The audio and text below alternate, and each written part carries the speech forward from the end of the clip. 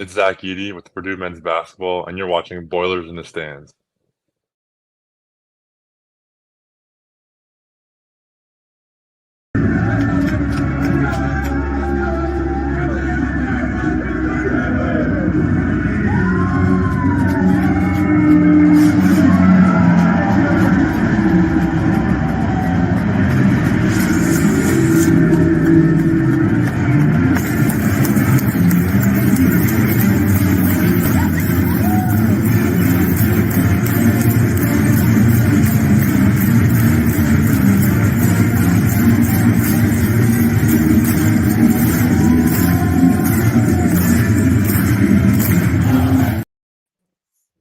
Welcome back to Boilers in the Stands.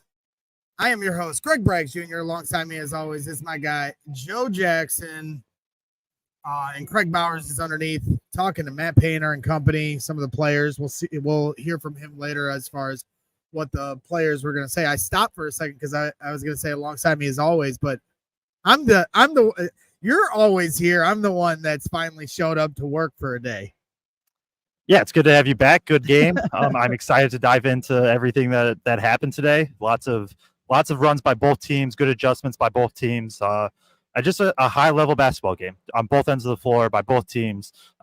You saw Purdue throw multiple punches, Illinois counters, able to get it close, but this is a game that Illinois never led the entire game. Yep, you're 100% right. Purdue came out firing. You thought maybe this was going to be a blowout early on. I think it was like 22-5 or something.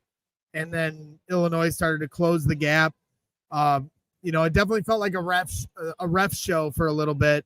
Some of the calls on Zach Edey early on were ticky-tack. And if I was in that presser, I think one of the questions I'd ask Matt is, do you think the opposing coaches are starting to get in the ear of the officials before the game, like, hey, look out for this, look out for that, because it definitely felt like a few times they were quick to the whistle, and trying to, it's almost like they were anticipating things before they actually happened. And I think that was a big part of Illinois climbing back in it early on.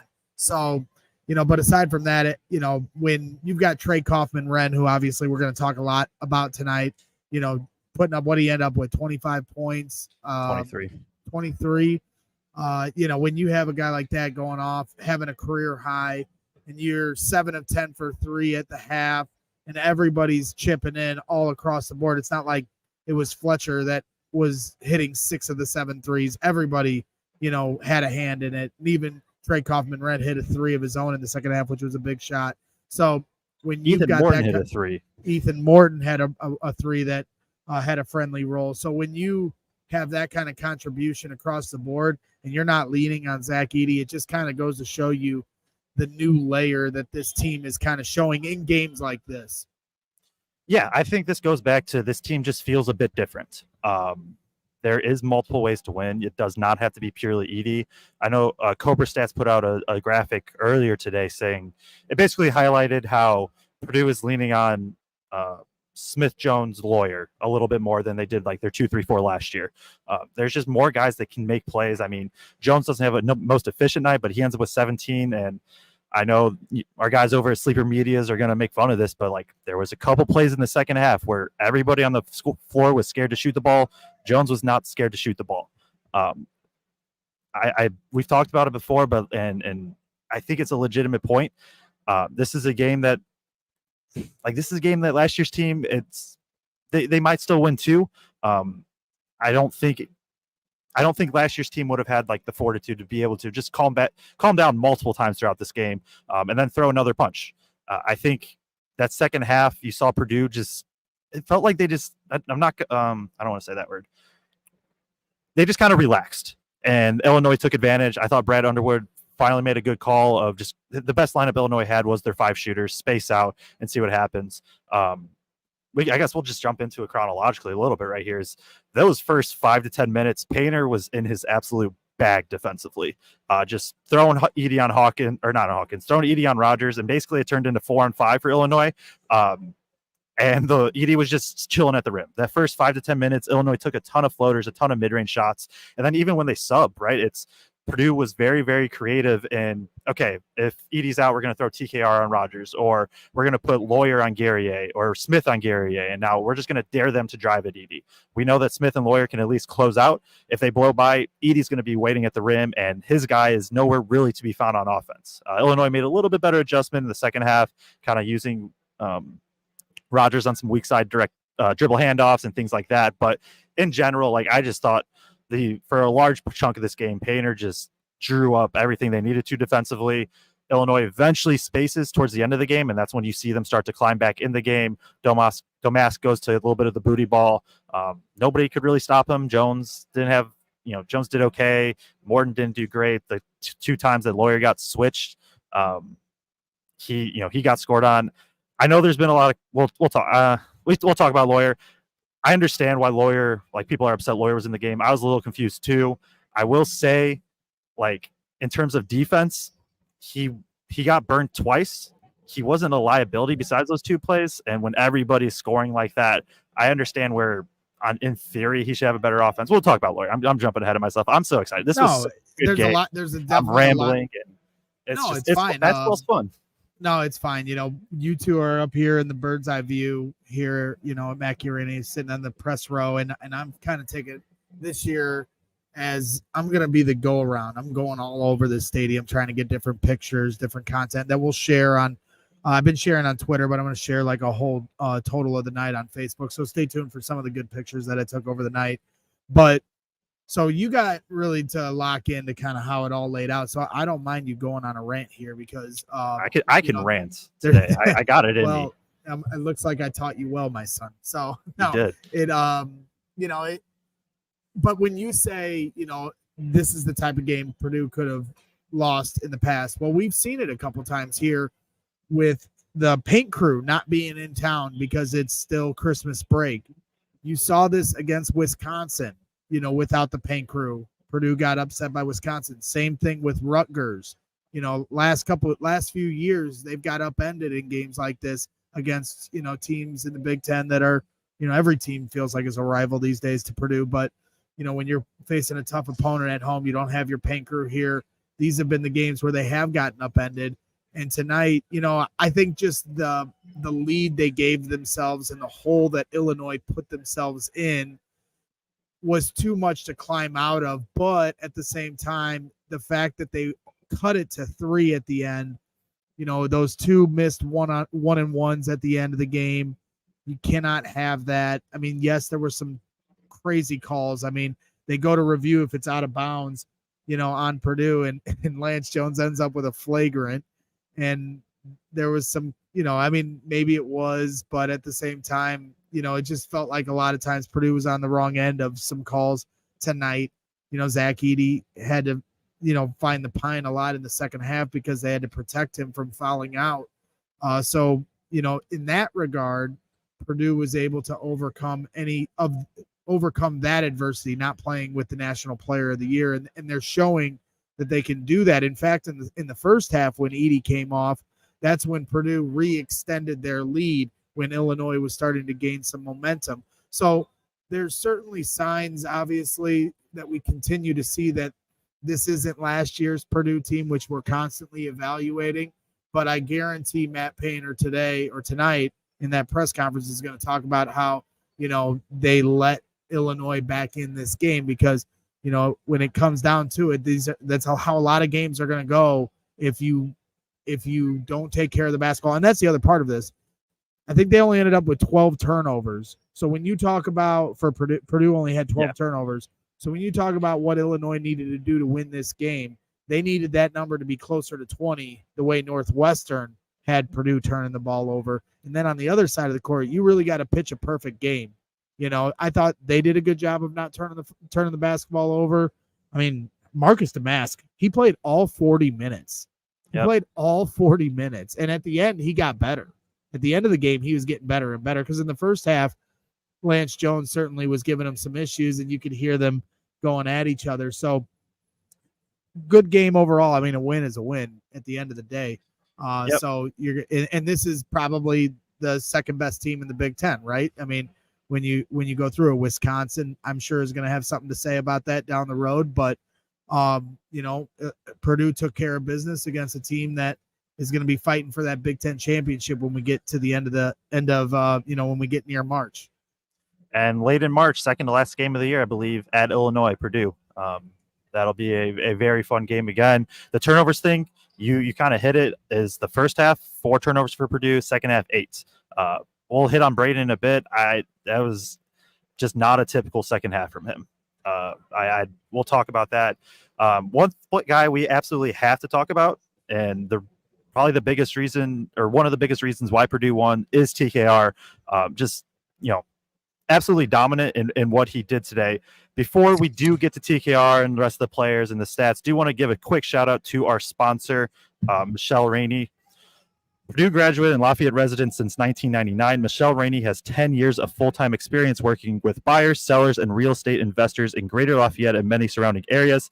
If you need to buy, sell, invest, or even relocate, call Michelle to schedule an appointment to see how she can help you accomplish the real estate goals you have. Your home or creating an investment portfolio will likely be the most expensive transaction of your life.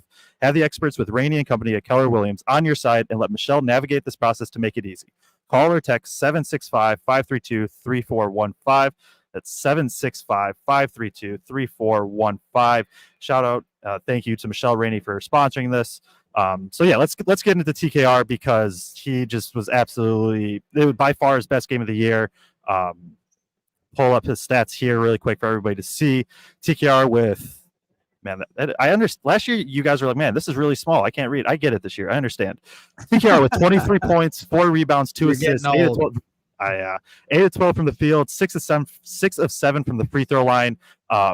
He was everywhere. He only had 4 rebounds. It felt like he should have had way more. I thought for the most part he did a good job defensively. He found a rhythm offensively, kind of bullying down low, just being aggressive. And like this is the game where we see why Painter is stuck with TKR. Edie. Shout out Kraig. He thought TKR could have a 15-point game or 15-plus point game. TKR absolutely smashed that, obviously. It's just, obviously, TKR Edie did not look good for the start of the year. And with all the hype TKR had, it didn't help him in any sense. These type of games are why Painter, I think, stuck with it, though. Is he understood the potential that it can have. Like, Purdue loses this game without TKR. It's as simple as that, I think. He was a calming force for the most part down low. I thought he was pretty good defensively. Purdue was creative again with TKR kind of guarding Rogers at different times, or Gary, just kind of whoever. Just brings absolute energy to that start of the unit. Like Gary Bassick said, love the energy at the start of the game. TKR is a large part of that. And it's just good to see him finally have like this dominant game, or maybe not dominant, but this really high level game. We've been waiting for it. It's here. And now that as it really seems like, now that we're 14 games in, this is TKR's 14th game really in his career playing the 4. He's starting to really get it. 100%. I see Mike was texting me earlier, and now he's coming in hot here in the chat. He's asking me, am I done coming in hot at TKR? And I absolutely am. I mean, I had my questions early on about his fit, in the starting lineup matched up with Zach Edey. I just thought it felt uncomfortable the way he was trying to figure out what his space was. But now you're seeing him figure it out, and it's a beautiful thing. There's no question about it. We're hoping to get TKR on the show here soon, and I will admit to him as much as far as him proving me wrong, which isn't hard to do. I'm not the sharpest tool in the shed, but at the same time, I just got to call it like you see it. And early on, there was just no comfort and no space, the proper spacing, and a lot of times it felt like TKR would when he'd get the ball, he wasn't really looking at the rest of the offense. He'd just go right up with it. And it just didn't. Now he's making the right decisions. They're playing high-low with Zach. When they're having trouble getting it into Zach, they'll get it to TKR, who feeds it into Zach. That's how Zach had that nice dunk. It was a nice feed from Kaufman-Renn. Easy execution when they've got the spacing down right. Then, to me, my favorite part of the game, and this is something I asked for a lot last year, was in the second half where they dared him to shoot a 3. They're just staying completely off him. It's almost like they didn't know he could do it. He just pulled up, bang, down the well. Yep, and that was a big one too. It was a huge 3, and to me, that just kind of put a spotlight on exactly where he's at right now. He's bringing every tool in his bag out in his game, and he's scrapping and fighting for rebounds and playing good defense and boxing out. He's just really showing all the hype that we heard in the offseason, the way he was playing at practice. Now we're starting to see the fruits of that labor here tonight for sure. And I thought it's a solid matchup for TKR2, where I mean Guerrier has off the dribble capabilities and he can space the floor, but he's also just like I think Guerrier is a good role player for Illinois. I think he's done a lot of good things. It's just TKR is able to just kind of use his body differently and take some advantages. Corey in the chat said, I mean, he went off because Edey essentially didn't play. They didn't play together tonight. That's incorrect. They played 17 minutes together. TKR played 9 minutes without Edey. In the 17 minutes they shared the floor, they were, I believe, a +9. Just wanted to show that, like, hey, TKR and Edey did play a lot together still. So they were +9 when they were together, because that was the one thing that stood out to me when you pulled this up earlier was Trey Kaufman-Renn leads the team in scoring 23 points, 8 of 12 shooting, very efficient. 27 minutes, but in the +- a -2, and that can go to show you how sometimes the +- can be deceiving. Yeah, I mean, this is one of my rants. Can I do it? Do it. Okay, go for it. All right, individual + - is dumb. It is stupid if there is 0-0, like no context to it. It is good to reference if you just need at least a little bit of context, right? Like I put out a tweet earlier. Rogers, I'll pull up what he finished for Illinois. Ty Rogers was a -23 in 13 minutes. The big reason for that is because they just did not have the same spacing. But just looking at an individual + - and just being like, oh, TKR was a -2, he wasn't really that effective. Like that is just incorrect. Like it makes zero sense to do that. And it gets referenced a lot as like a quick, easy thing. But I think when you do it just as a one-off stat with zero context behind it, like most stats, to be honest, most stats, you need context to really understand them and for them to have true meaning. You can pick apart really any box score you want then if you have a certain agenda to push of like, oh, look, -2. Ethan Morton, -7. And I thought he played pretty well, right? Like I thought he wasn't the best defensively, but he also made some really good plays. Caleb First was a -10. Like you could just kind of go up and down. And part of it is just like, there are times that it can be useful. But at the same, like you have to have some context surrounding it. If a player's in with a really bad lineup and they're playing fine, but the rest of their lineup's playing bad, like that's not their fault. So that's I'll cut it off there. It's one I've had for multiple games now, and I've just wanted to get it off my chest. Like, if you're going to reference it, you need at least a little bit of context with it of why is that + - kind of the way it is.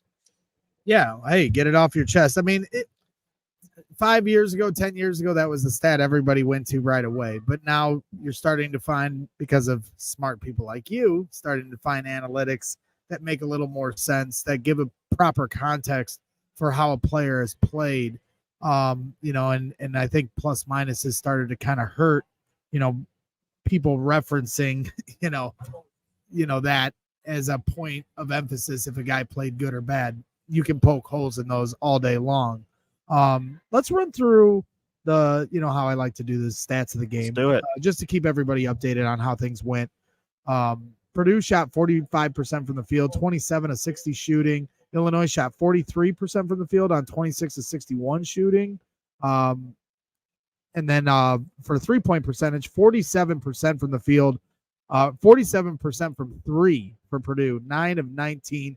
But they did shoot 7 of 10 in the first half. So that means they went 2 of 9 in the second half. So some fatigue setting in there. Illinois, 8 of 19 from three, 42%.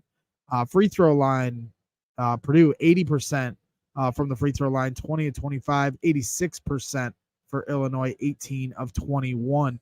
12 turnovers for Purdue, 11 for Illinois. Both teams did a pretty good job of not turning the ball over, for the most part, with two teams that play pretty good defense.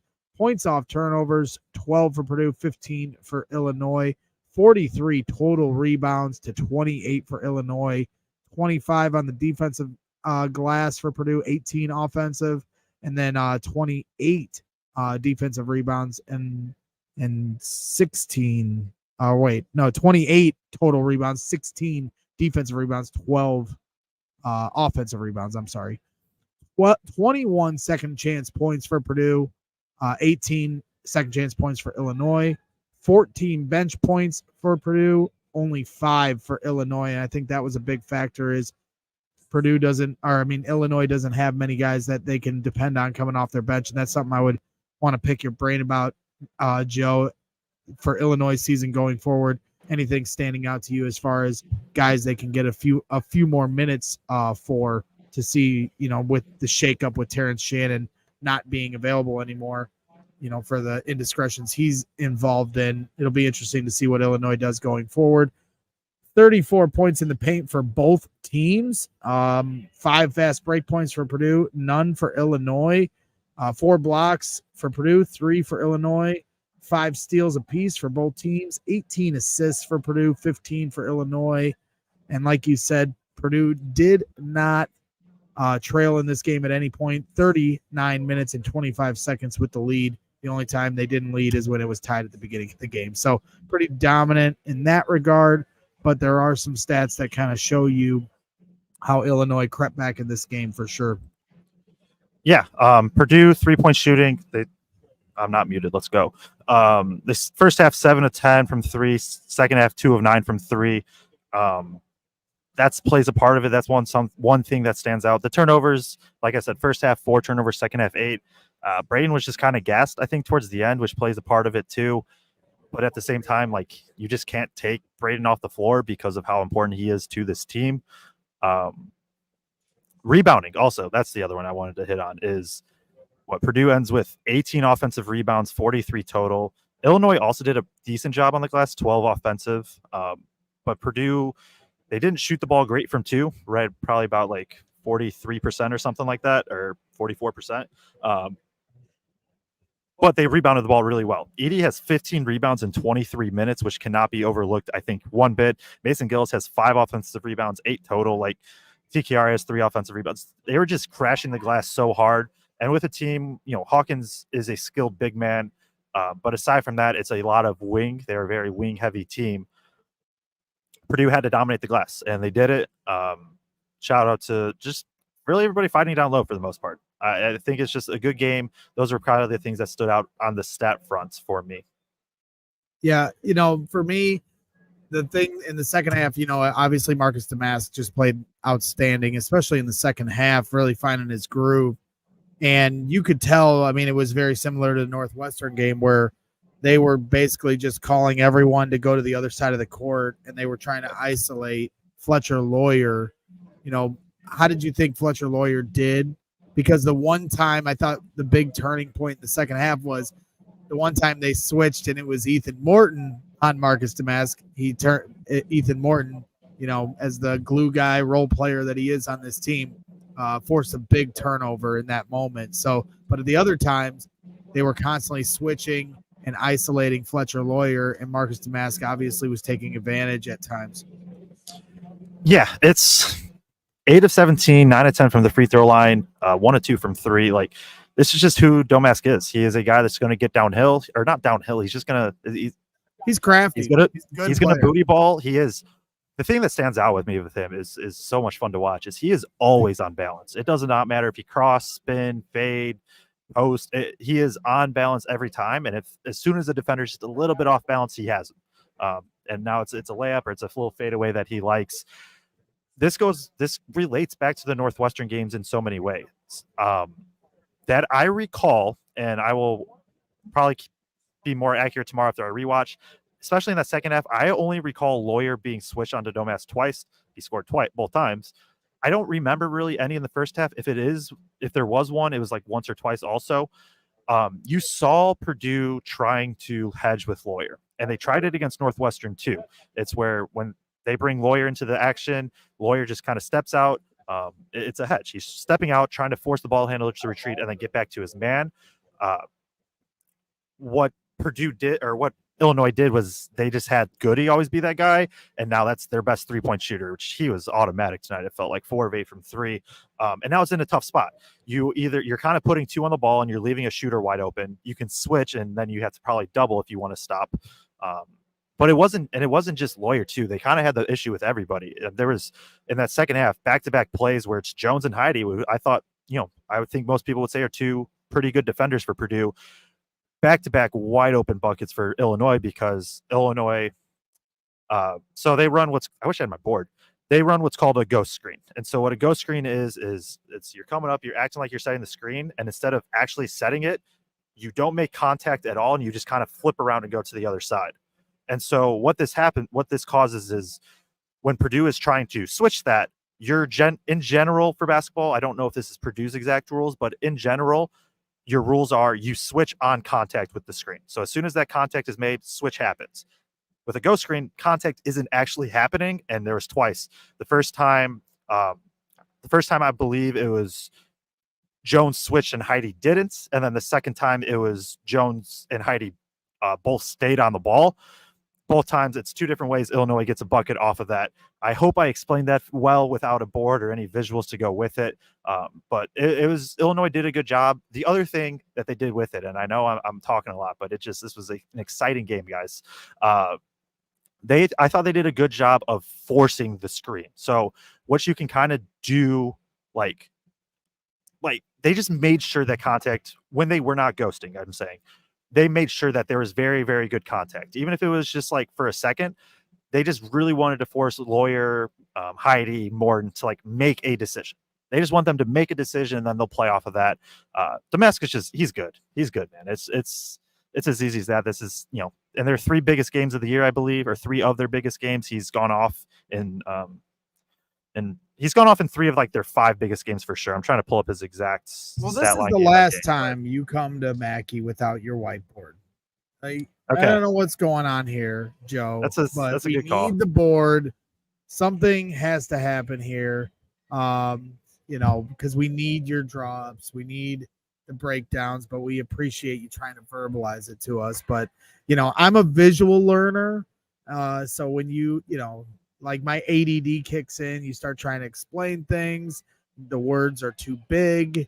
My brain starts to hurt. And that's where the visualization really helps. I Zach got Edey you next game. Comes across the court to sign for the other side of the stadium as he just took care of an entire side of the stadium. Joe turns the camera around here. I'll blow his up here. That section over there he took care of the whole right side of the bowl, 300 people, and now he's moved over to the left.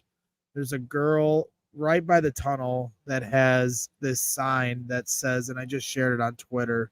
I'll share it on Facebook later, but her first Purdue game and all she wanted for Christmas was Zach Edey's autograph. And it seems like in just a few minutes, that dream is going to come true. And I have to say this, because when I was here for the last game over the Christmas break before tonight, watching this, these are my first couple games at Mackey this year, just having to do, my CHGO work, and you guys have been doing such a great job with coverage. Watching Zach sign for every single person in this stadium that stays after the game is unbelievable. It's hard to put into words. As someone who grew up chasing autographs for all my favorite players, all my favorite teams, there's very few players that carry this kind of energy with the fan base. I've seen it a few times because a lot of players, there's a lot of players that are adored by the fans, but not every player reciprocates that. And that's a tough expectation for a player to sign for 700 fans after every game. And so I don't begrudge any player that chooses not to do that. So don't get me wrong there. But the one player I have seen do this is Steph Curry. If you've ever watched Steph Curry in an NBA arena, it's actually quite remarkable to watch. One of the first times I went and saw him at the United Center to play the Bulls, he signed for 300 people in the tunnel before the game. His pregame workout routine, Steph Curry's, is one of the coolest things you'll ever see if you're somebody that really enjoys the game of basketball.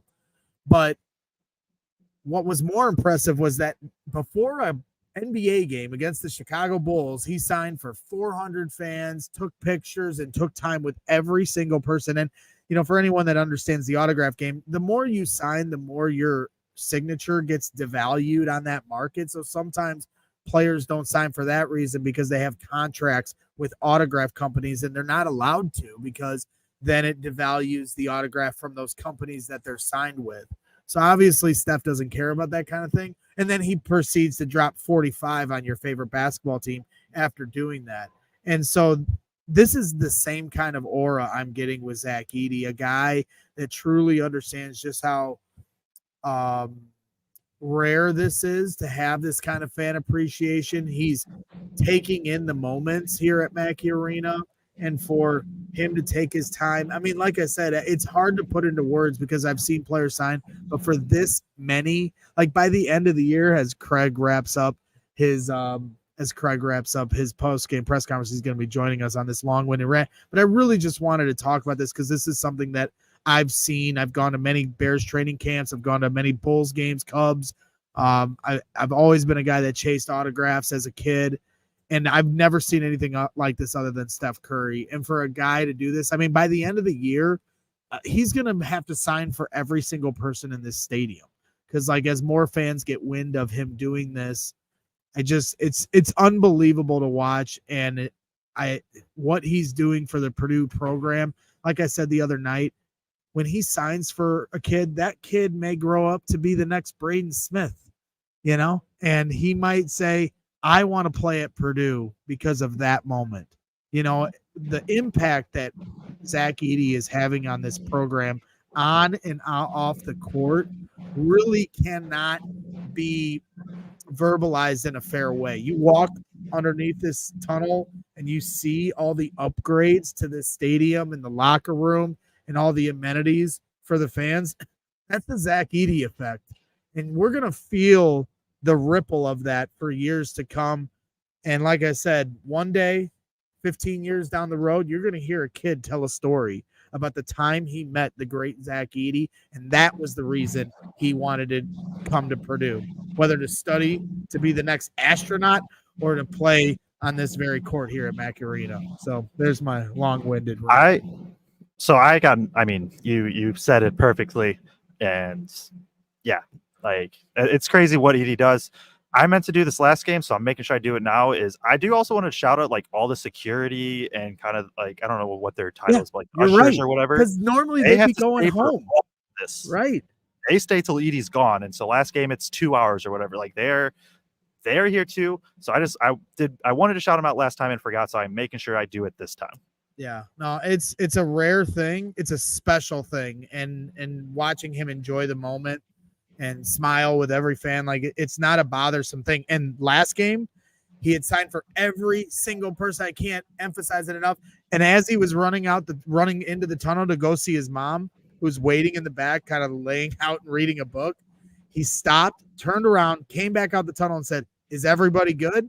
And then went back in the tunnel. Like, that's just, I mean, an attention to detail and caring about every individual fan on a level that I've never really seen before. Like I said, other than Steph, and it's even more than Steph. Like, I don't even think he'd be able to take the time. And again, we all understand why. These guys have a job to do.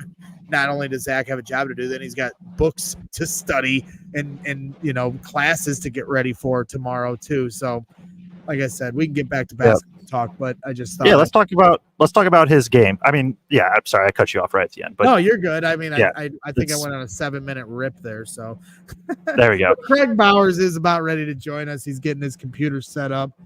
He was in the press conference with Matt Painter. We'll find out what players spoke with the media. I imagine Trey Kaufman-Renn was one of those guys. Maybe Brad Underwood had some funny things to say. Maybe Coleman Hawkins continued his crying into the presser, and we'll find out here in a minute as Kraig joins us as he's bothering Joe. So we'll find out. What do you say, Joe? Yep. Let's do it. Let's talk. I mean, he's about to get on. I'll just mention I guess Edie, real quick, we'll start, and then if Kraig wants to jump in, we'll jump to the presser and all that stuff. Yes, sir. Obviously, it's a weird game. This is the first game, I believe, all year that he's really been in foul trouble. It is also the first game that he's had a foul, and I was like, man, that's just a dumb foul. Like I don't think I've seen that this year from Edie. He had four against Northwestern. He was a little bit of foul trouble there. He had 4 against Tennessee, but everybody felt like had 4 again in that game.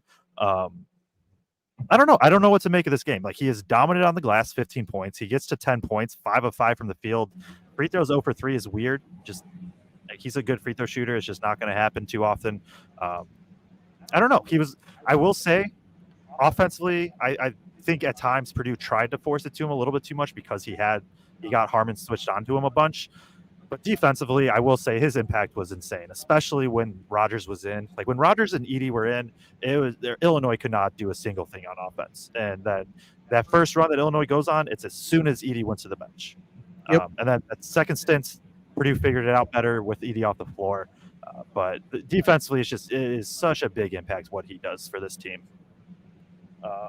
Braggs is about to walk behind me. Content never sleeps. Talk to Kraig. There we go.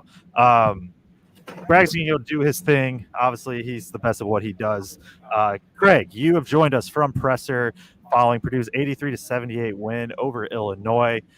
We can start with some of the Presser, and then we'll get into some of your thoughts after that. Anything stand out from the Presser from either Painter, Underwood, or any of the Purdue players? Yeah, certainly. Painter talked about the rebounding effort, especially from Mason Gillis and TKR. TKR didn't, statistically, it doesn't show a bunch of rebounds, but he had a lot of tip outs, just kept a lot of balls alive. There was one down the stretch there where he knocks it down and it goes off of an Illinois player's leg, gets the ball back to us. So he really fought and really dug in there. Mason and TKR both were in the presser. Both of those guys talked about how important that was. TKR made a point, that there was a lot of emphasis on how good of rebounding teams Arizona and Illinois both were being kind of touted to be, and how much Purdue prides themselves as a rebounding team. So that in both of those games, they wanted to come out and really show that they could still hold that advantage against both of those teams. They did it tonight, especially in the first half from an offensive rebounding standpoint. Obviously, Painter was really, really high on what TKR did today all around. There's a video that I'm going to get posted here a little bit later where he refers to, he compares TKR to Ray Allen, which I don't know what to think about that exactly, but you'll have to watch the video. It was a little bit tongue-in-cheek, but it's a little bit tongue-in-cheek, but talking about him stepping in and drilling that 3 there at the end.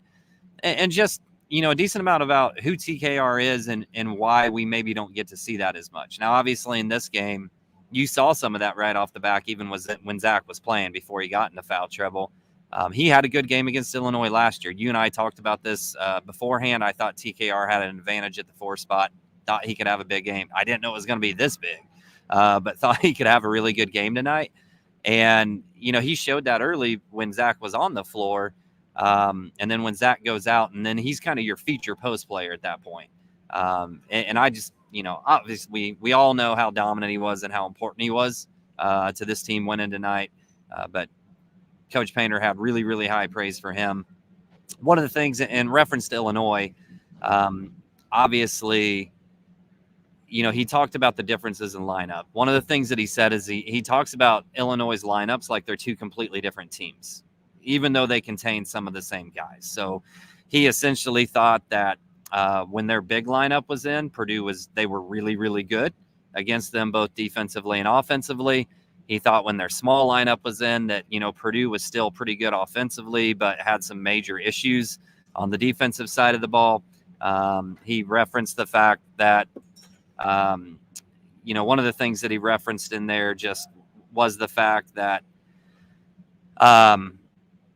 they're likely going to see a whole bunch of that small ball lineup when it comes around, back to Champaign. Real quick, I'm going to jump in, Kraig. Oh, there you go. Kraig's going to try to fix that really quick. But yeah, some good quotes. He's going to get right back on. I'm honestly just trying to stall. Braggs is very good at stalling and rambling, so I'll throw it back to him real quick. Yeah, just had to run down as Zach get a picture just to capture the moment of him taking care of the last few fans. There we go. But yeah, so as We could- far as Kraig, who was talking? What players were sent to the press room for the Boilers? I imagine TKR was one of them. Yeah, it was TKR, Gillis, and Smith were the three there. I've already mentioned a little bit about what TKR and Gillis had to say. Yeah, I was curious about Braden because I just felt in the first half he played sensational, and then obviously that kind of tapered off in the second half. He didn't really get a lot of questions tonight. Most of them were focused at TKR and Gillis. I guess he did speak to the team in general. One of the first questions, obviously, was, how important it was with Zach out, especially in that first half, for that team to play as well as they did and what that potentially showed to everybody else. And Braden, just talked about the fact that this team has a lot of other dudes, and it's not just Zach. There's other guys that can step up. We've seen that, whether it's Fletcher Lawyer, whether it's Lance Jones, whether it's TKR now in terms of what he did tonight. I think, what did he finish with, Joe? Was it 28 or 26? TKR? Yeah. 23. 23. Okay. So he's the fourth player on this team now to score 23 or more then, right? Because Lawyer, Zach, and Smith, obviously all of them have. So fourth different player to score over 20. Yeah, you are muted. I was just going to keep talking until you figured it out. Didn't we? That would be probably for the best for some people in the chat when I'm talking too much. But didn't we make bets on how many players were going to score 20? I have to run back the tape. Oh, that was a question preseason. Yeah, when we did our preseason mailbag show, one of the questions was how many players we thought would score 20 or more on this team. So we're already up to 4, you said, right? Yeah, I think we got a few to go. I think I counted Mason and Lance in that mix also to get to 20 at some point. So I got a couple more to go.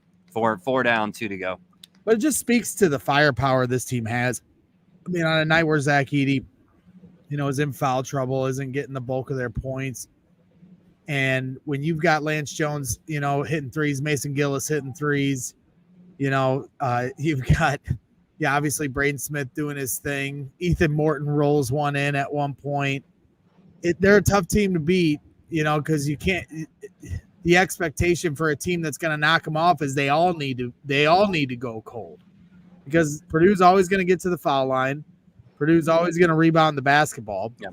So in order to beat them, you need the majority of their guys to go cold, and you need to push them closer to the 20 turnovers. If Illinois could have gotten them to turn the ball over 18 times instead of 12 times, they might have had a puncher's chance at the end. But when Purdue Illinois just really doesn't do that this year.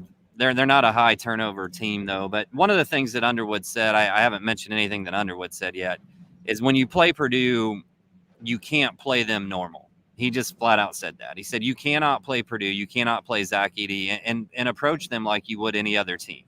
And he said essentially because of that, your focus is on what you're going to do with Zach. And if other guys are going to beat you, they're going to beat you. And he said coming into the game, part of their game plan was that they were going to play the 4-man soft.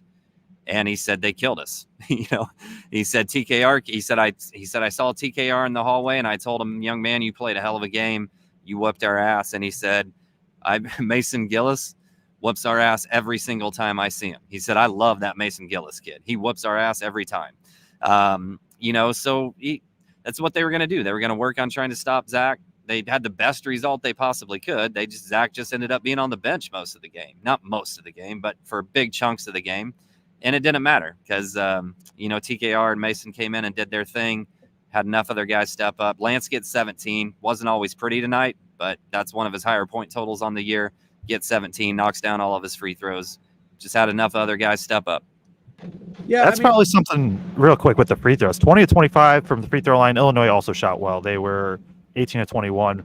Yep. Jones is not like a great free throw shooter. Him knocking out him and TKR were combined 13 of 14 from the line tonight. Wow, that's huge. They are both, because Jones is probably 75 or something. He's 72 now, which is last year he was 76. Jones is just all over. He's at his 5 years. He's shot 56, 64, 70, 76, and now he's 72. He's just kind of all over with free throws. It wasn't in order to. That 56 was in the middle of his career. Sorry, Greg, I cut you off, but wanted to throw that in.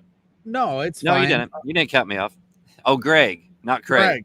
I always Not call him Bragg. I Kraig. don't know why I say Greg there. He's Bragg. I don't know. So, Mad says is here in the chat. We'll cater to him here. He says, as a Illinois fan and native, y'all got very lucky tonight. Very clear bias from the officials and even the clock worker. He's taking exception to the clock worker. This win does not count in my eyes. Well, the win does count, Mad says, but for you guys, I guess my question is, why don't we pander to Mad says here for a second? He's completely wrong about the officials. The officials were, if we're going to say the officials were bad, they were bad across the board because there were some tough calls going against Purdue, some touch fouls, I thought, against Zach Edey. But at the end of the day, it's not easy to officiate a college basketball game. But that was a question I wanted to ask Joe, and I'll throw you into it too, Kraig. I'll start with Joe. But for Illinois now, without Terrence Shannon Jr., they're obviously trying to adjust, and maybe facing Purdue isn't a great representation of what they can do. But at the end of the day, we got to play Illinois again at the end of the year. Like second to last game, as Joe pointed out. That may be for a Big Ten championship. So what do you guys see now with what you saw from Illinois without Terrence Shannon Jr., that they could do better, or maybe play guys with more minutes? Should Gibbs Lawhorn get more run? I don't know. It definitely seemed like he was trying to play with some different rotations at times tonight, but couldn't delve too deeply into it when you're playing a team like Purdue. Yeah, I'll take this first, Kraig. The thing with Illinois right now is they are not a deep team. They really aren't. They play six guys play double digits. They only played 8 guys total. One of them was 6 minutes for Dane Danger, 9 minutes for Dre Gibbs Lawhorn. They're kind of playing like Domas 40 minutes, Goody 35, Guerrier 38, Hawkins 36, and they needed them on the floor for every single minute of those. Right now, they with Shannon out, they don't have the luxury of having any depth. I know Corey's kind of mentioned in the chat, like, hey, this is what makes Purdue special, is they have legit 9 guys that on any given night you can trust. You're not going to trust all 9 every night, but any given night you have 9 you can. Harmon's played a lot better for them lately, and he's going to have to continue to play 25 minutes. He played 24 off the bench. Danger's the weird one where this just isn't probably a Danger game because what Illinois needed to do was just space, and Danger does not do that. He's more of a traditional post. Dre Gibbs Lawhorn, he brings good energy. He had made a good play, I think, for an assist. He also had 4 fouls in 9 minutes. There's just not a ton of depth. I think right now you have to ride Domask. You have to have the good Coleman Hawkins show, and then you need continued production from Goody and Guerrier. They have to figure out the thing with Ty Rodgers. I've mentioned it. I've tweeted it. Like Ty Rodgers being on the floor was a big reason Purdue won this game. He can play well. He obviously is very limited in what he can do offensively, and teams are, especially today, Purdue took advantage. They've kind of showed that blueprint now of, hey, just have your big chill on him and protect the rim. They're still a very talented team because they have 4 guys that can legitimately score, 5 if you count Harmon, but it has to be all of those guys every night. Yeah, and I've been kind of critical on Illinois over the years, under Underwood, about the ball sticking and just not a lot of ball movement in general, and just not a lot of action offensively. And there's a piece of me, watching the last 2 games coming into this, I think everything they do offensively just looks smoother and freer. Shannon is obviously a very, very good player. He's probably a top 10 player in the country, so I'm not going to say they're better without Shannon. That would be ludicrous. But there's a piece of me that just watching them offensively, I think they share the ball better. I think they cut off each other better. I think it's harder to guard them without Shannon on the floor in some ways, just because you don't know where it's going to come from.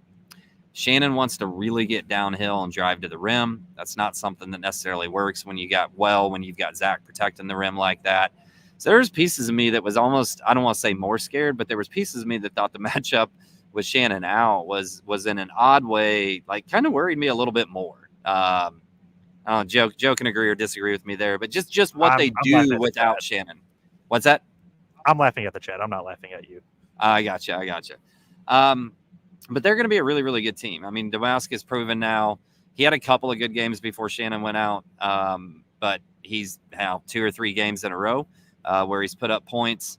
I don't know that small ball that they played tonight works against everybody. It's a really, really nice thing to do against a matchup with Purdue. I don't know that works with a lot of other teams necessarily. And the lights are out in West Lafayette. I see a little silhouette of a man. Greg, you trying to set the mood or what? Oh, that's funny. Yeah, well, it is late. It's midnight here at Mackey Arena. And Zach Edey has finally, Zach Edey's one of the last people to leave the stadium after signing for every fan. And as Joe pointed out, the workers having to hang around. Shout out to them as well. But Mad says I'll give him a shout out because he gave us one of the ultimate compliments. He said, "I am a fan of this program for Illinois." He said, "I don't like Purdue, but I love Boilers in the stands." So that's the ultimate compliment. This is a guy who doesn't even root for the team, but he loves what we do here. We always try to give great coverage for Purdue, but for the Big Ten too. Nobody follows it closer than Kraig and Joe. So we appreciate you tuning in. I like Coleman Hawkins tonight. That's why I pulled this up a minute ago. I thought, he's got a lot of responsibility, having to take the load down low with Zach Edey. But, before the game, just watching him warm up, I was like, man, he's primed to have a big game. Looked like he was getting loose out there. He only ends up with 11 points on 3 of 9 shooting in 36 minutes of play. And if you're going to upend the number 1 team in the country at Mackey, I think you needed to have a little more production from him. They don't play Dane Danger anymore. Last year we saw a lot more of him. He only played 6 minutes. So that's kind of where I'm like, wow, I'm surprised because, I know they want to play small and maybe that's the best way to attack Purdue, but it just feels like they could help themselves out by giving guys a little more air time, breathing time on the bench just to give them a couple minutes to get fresh and be a little more effective. But this is the rotations that Underwood sees fit. That was Hawkins' career high by 5 points, I believe, against Purdue. Oh, really? Wow. So yeah, he's not had good games against Purdue ever. He did have 6 assists, and only 2 fouls for all the complaining he did.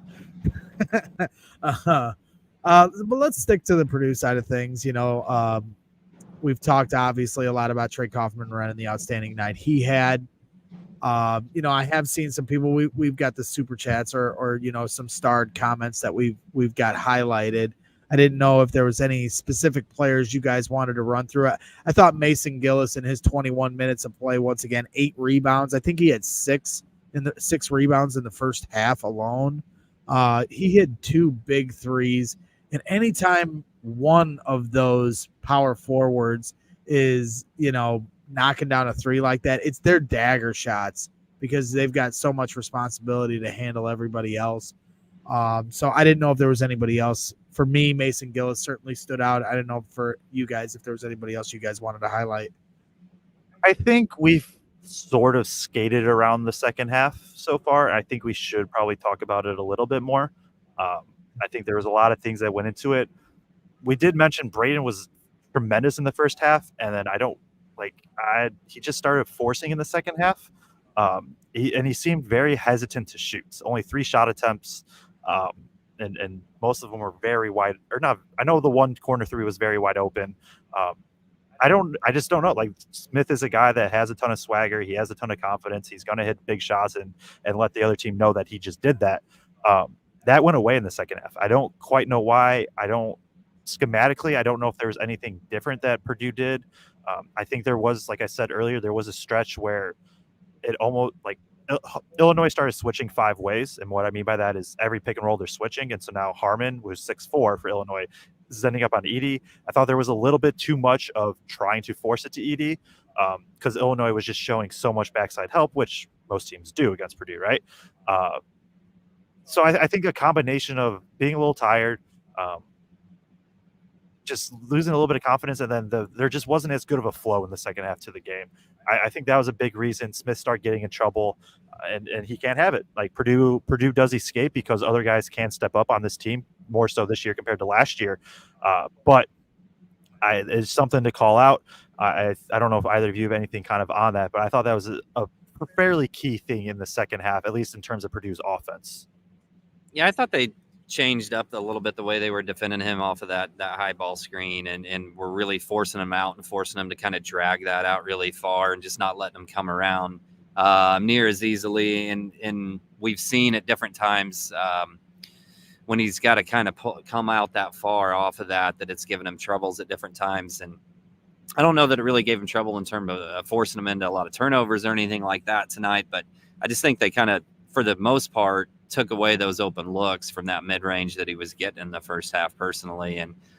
But he still had some opportunities, you know, and thought he shied away from them a little bit. And, you know, we certainly hope going forward that he doesn't, because, you know, he knocked down those 10 in the first half, and every once in a while last year we'd see him miss a couple and then kind of get a little bit timid. And like you said, Joe, just can't necessarily have that this year. He's got to continue to stay aggressive.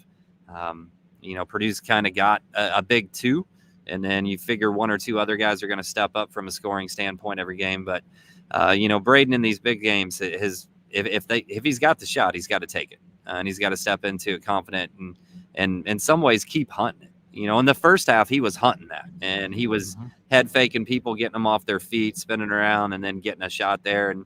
And certainly just didn't seem to do that near as much in the second half. I do think we need to say something to, you know, not too much one way or another, but on a couple of other guys. Morton had a couple really good defensive possessions right at the end of the game. He gets that steal when Damask was going off on people. Didn't have a big impact tonight, but he had his moment. Cam Heide, you know, I joked on Twitter, but it seems like you get 1-3 out of Cam Heide, and it's almost always at a big spot every single game. And then if it's a special night, you also get all those really cool alley-oop dunks. But I think the longer he plays, the more comfortable he's going to become. He pulled one down on a fast break earlier tonight that he was wide open. And I think he's going to shoot those even more comfortable. And he shoots an extremely high percentage. I want to say 46% on the year, Joe, up to this point. So I thought both of those guys in really small moments gave things to Purdue that all contributed to the win as well. 50%. Yeah, you can definitely see a little bit of hesitance at times with Camden Heide, but when he lets it rip, he's got a smooth stroke, and I'm sure he's just going to keep getting better and better. His athleticism is going to keep him hanging around on the court. The other thing I wanted to point out too, when we were talking about how Illinois crept back in it too, it's something that I think we have to keep an eye on as the season progresses, and hopefully it gets better. But one thing I've noticed every time I've seen this team live, which I think this is my fourth or fifth time seeing them live, is the constant communication they have to have with Lance Jones. And I've talked with Lance about potentially coming on the show, and that is something I want to pick his brain about, because he has been such an impact on this team. He's aggressive. He can knock down threes. He's a menace defensively, but they are constantly having to tell him where he needs to be. Constantly, and anytime there's a miscommunication and they give up a bucket, more times than not, from what I've seen, it's Lance is not doing where he's supposed to be. And I'm sure it's an adjustment for him to jump into this system. You see it, like people keep asking in the chat, and we can address it, but like, why didn't Miles Colvin play? Well, he's a freshman, and two, he's got to learn the system on both sides of the court, and it's a lot of responsibility.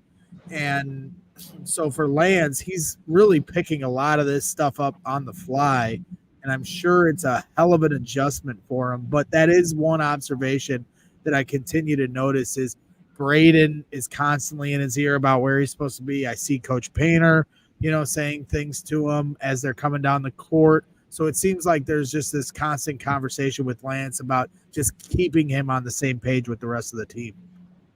I think Jones is also put in the toughest spots defensively with just who he has to guard. There needs to be constant communication, especially in a game like today, too, of just like, hey, is it going to be a switch? Is it not a switch? Like when Illinois is trying to get right, their purpose, especially in that second half, was how can we get Lance Jones off of Marcus Domask? And so now they're putting him into a ton of ball screens, and he's having to communicate. If it's Edie's guy, if it's Hawkins like setting the screen, is that going to be a switch? Actually, I think that was a thing I had starred. There it is. From Corey, said, Joe, are the switches Jones and Morton made with Edie coached or just happened organically? And so when Edie switched, like Purdue doesn't want that to switch onto Domac. And so that's just one where Jones or Heidi doesn't get around the screen, and now it just kind of has to be what's called a late switch where it's unplanned. But yeah, Jones is just put in tough spots too defensively, and there has to be constant communication. Like I mentioned earlier, the ghost screens. Like you have to communicate that so well. You have to constantly be talking, being like because like I said, switches happen on the contact. When there's no contact and the guy's just kind of running by, is that a switch or not? They just got to keep talking. But that's a fair point. Like he is one that he has to be in the right spot always, and it is pinnacle for this defense, just like how Edie is pinnacle for this defense protecting the rim. Kraig, I don't know if do you have any thoughts? Well, and then another point was when the ball was in the corner, and how far towards the hoop he was supposed to be, and there was like this miscommunication because they left open a wide open layup. And on the TV, on the telecast, it probably looked like it was somebody else's fault, but it was actually Lance because he was supposed to rotate over and he didn't. So this is more Joe's jurisdiction, but just being close to it and watching these guys communicate, I could tell that it was Lance that wasn't on the same page. And last game that we were here, Braden really got on his ass at one point about something. So I'm just seeing that a few times now. So it's just a trend. And I'm not saying it's going to be a detriment, but it's just something I've taken notice as far as Lance just, trying to get up to speed in 1 year when guys here at Purdue, it takes them 3 years to master this system, and he's got to try to master it in one. Well, I think some of that too was the lineup that Illinois had on the court, because Painter talked about the fact I already mentioned earlier that Painter talked about the two Illinois lineups as two separate teams. And what he mentioned in the post-game press conference was when the small ball lineup was in, they didn't stick to their principles that they had set for that specific lineup. So you had this weird dynamic where you're doing one thing with one lineup and you're doing different things with another lineup, in terms whether that's switching or whether that's their rotations or whatever it is, didn't stick to their principles. He talked about the fact that with the small ball lineup, they got caught jumping, leaving their feet off of way too many head fakes and things like that. So, I think obviously, and then not having Zach in there during that whole stretch. Look, we can say whatever we want, and Terrence Shannon Jr. was out, and who knows what's going to happen with that the rest of the year. And we have to go to Illinois. Purdue does and has to play there. Chances of Zach being only on the floor 23 minutes again aren't real good. Chances are he's going to get to play a lot more minutes. A lot of their run came with Zach sitting on the bench. From that standpoint, obviously small ball situations can give Zach trouble, but they just got to the rim way too much and finished with way too many super easy looks, and that's not going to happen with Zach in there. So right, yeah, that was one comment we started JB saying we're too used to having Edie behind our perimeter defenders, and I don't think we played any different defensively with him on the bench. And Blake Widmer was asking, real quick, Blake Widmer was saying to Joe later he'd like to see a breakdown of Damascus points with and without Zach on the bench, just to really put a highlight on that to what you're saying, Kraig. Yeah, and I thought they looked rough in the first half when Zach first went to the bench. Obviously, they got that gap within like 3, but then they really settled in, and I thought Mason and TKR did a really nice job defensively for the rest of that stretch, and Purdue ends up actually extending the lead when Zach was on the bench. But in the second half, they certainly struggled in that regards. As people are heading out, I know it's getting late. Please hit that like button on your way out. We appreciate everyone tuning in here as we start to wrap things up here on Boilers in the Stands. The other thing I did want to highlight, what's that? I was just wanted, while we're talking about that, and the subscribe button, because we are getting close to 2,000 subs on YouTube. Yeah, 2,000 subs. Woo! So we appreciate everybody hanging out with us. Even Bitcoin. Bitcoin's always mean to you, Kraig, but I got your back. I always give it back to him. in the chat in his comments, because Bitcoin like leaves these novels in our post comments after our chat.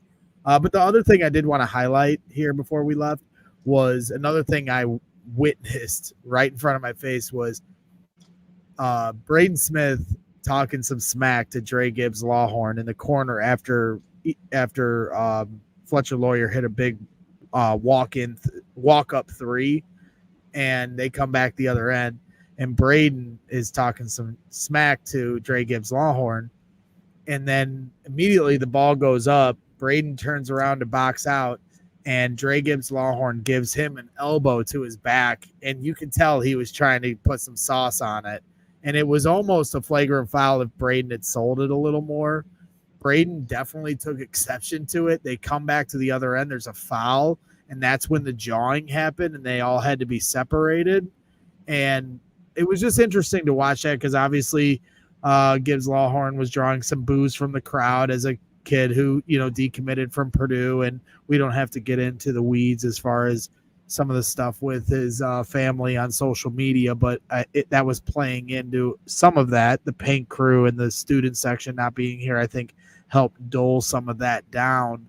But that was an interesting interaction to watch, those two kind of going at each other. So I just thought I'd highlight that moment because I was keeping my eye keen to that to see if they were going to get into it more as the game progressed. I think Smith got into it a little bit with Hawkins too. I thought in maybe the second half. I don't quite remember. Smith is sneaky, that type of dude. He's not afraid to talk at all. Braden's been real chirpy this year. Like I still remember, I love it. The Arizona game, he just absolutely drills a three right in front of the Arizona bench. Just stood there for a second and just stared them all down. Yep, he's doing that in the veins thing. And he did it to Illinois' bench again tonight. He's continuing to do that, which I don't mind either. I do I love it. I know some people probably can be like, why is he doing the antics and stuff? Like, I truly think if you try to take that stuff away from Braden, you are taking away part of who he is as a player. He is 6 foot on a good day, undersized, under recruited. He's also just been a winner. Like, you go to his high school, he's a winner. He is a playmaker. He's a game, just able to manage games and make big plays, and that's because he just has that it to him.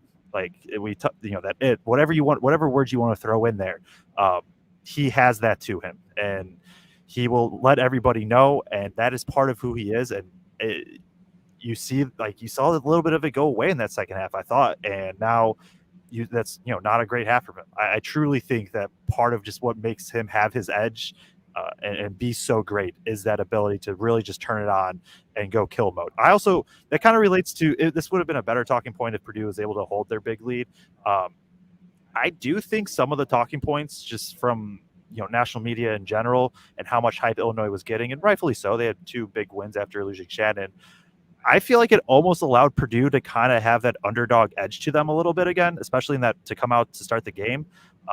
Maybe not fully as much as like the Arizona game or games like that, but I truly do think that Purdue just kind of was able to have a little bit of a different edge because it's once again, Braden can't play, Fletch can't stay in this game, and you can go up and down. Jones isn't going to be able to guard Domas, stuff like that. And some of that was, I'm not saying some of it didn't come to fruition in some ways, but Purdue likes having an edge to them, I think, this year more than most years, and giving them a little bit of stuff like that is a big thing, I think, for the Boilermakers.